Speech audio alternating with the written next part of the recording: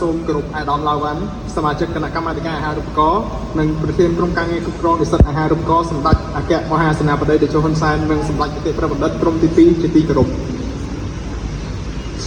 សូមគោរពអាដាមលោកជំទាវអុកញ៉ាលោកស្រីអ្នកនាងកញ្ញាជាអនុប្រធានសមាជិកសមាជិកានៃក្រុមការងារគ្រប់គ្រងនិស្សិតអាហារូបករណ៍សម្ដេចអគ្គមហាសេនាបតីតេជោហ៊ុនសែននិងសម្ដេចគតិប្របណ្ឌិតក្រុមទី2ជាទីគោរពសូមគោរពលោកស្រីជាថ្នាក់ដឹកនាំក្រុមហ៊ុនវ៉ាន់ម៉័រគ្រប់ជាទីគោរព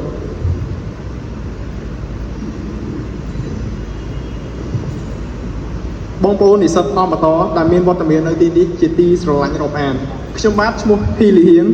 ជានិស្សិតកំពុងសិក្សានៅសាកលវិទ្យាល័យអាមេរិកភ្នំពេញដែលទទួលបានអាហារូបករណ៍ដ៏ថ្លៃថ្លា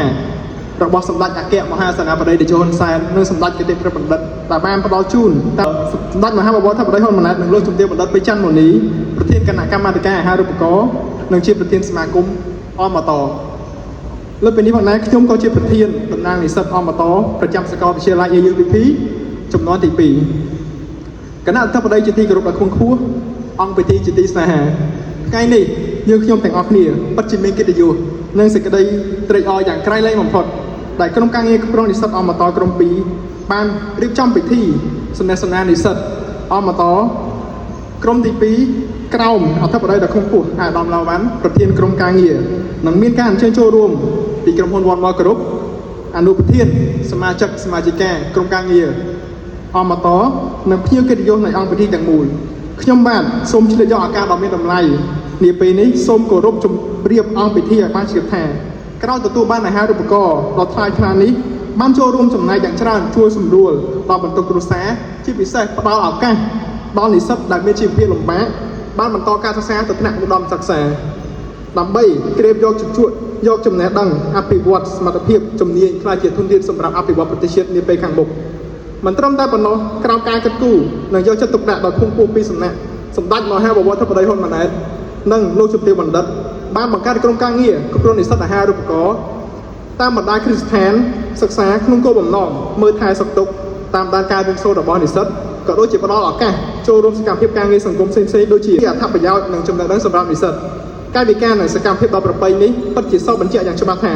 សម្ដេចធិបតីនិងលោកជំទាវបណ្ឌិតពិតជាបានយកចិត្តទុកដាក់យ៉ាងខ្លាំងលើការអភិវឌ្ឍធនធានមនុស្សដែលជាកត្តាចម្បងក្នុងការកសាងប្រទេសជាតិរបស់យើងគណៈអធិបតីជាទីគោរពខ្ពង់ខ្ពស់អង្គពិធីជាទីស្នេហាក្រមមូលនៃសន្តិភាពក្រមមូលនៃការដឹកនាំដ៏កក់ក្ដៅរបស់ប្រមុខរាជរដ្ឋាភិបាលជាពិសេសដើម្បីតបស្នងនៅគោលបំណងដ៏ឧត្តមបំផុតរបស់សម្ដេចអគ្គមហាសេនាបតីតេជោហ៊ុនសែននិងសម្ដេចគតិប្របណ្ឌិតសម្ដេចមហាបវរធិបតីហ៊ុនម៉ាណែតនិងលោកជំទាវបណ្ឌិតពេជ្រច័ន្ទមុនីយើងខ្ញុំសូមធ្វើការបដិញ្ញាចិត្តដូចខាងក្រោម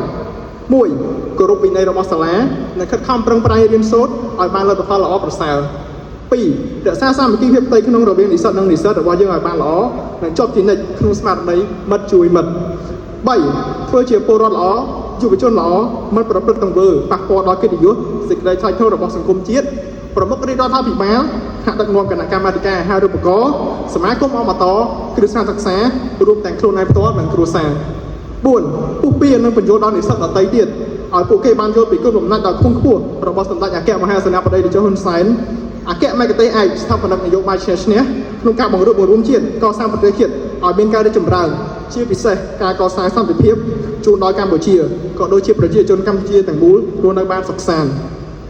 5គោរពដឹងគុណនិងគោរពប្រតិបត្តិតាមជានិច្ចចំពោះសម្ដេចអគ្គមហាសេនាបតីតេជោហ៊ុនសែននិងសម្ដេចគតិប្របណ្ឌិតព្រមទាំងសម្ដេចមហាបវរធិបតីហ៊ុនម៉ាណែតលោកជំទាវបណ្ឌិតពេជ្រច័ន្ទមុនីទាំងពេលកំពុងសិក្សានិងក្រោយពេលបញ្ចប់ការសិក្សា6គាំទ្រយ៉ាងពេញទំហឹង